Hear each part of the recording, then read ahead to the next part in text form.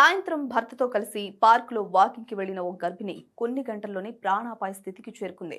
బెంగళూరుకి చెందిన 38 ఏళ్ల మహిళ 7వ నెల గర్భంతో ఉంది. వాకింగ్ చేస్తున్న సమయంలో ఒక్కసారిగా తీవ్రమైన కడుపు నొప్పి మొదలైంది.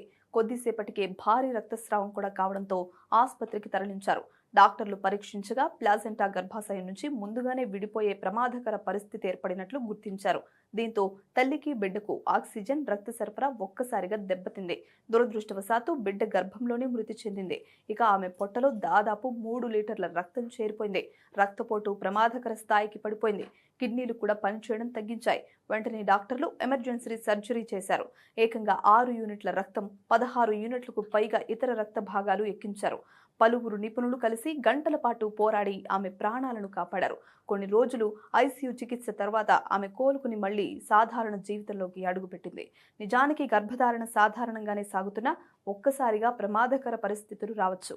అందుకే తీవ్రమైన కడుపు నొప్పి లేదా రక్తస్రావం కనిపిస్తే ఒక్క నిమిషం కూడా ఆలస్యం చేయకూడదు.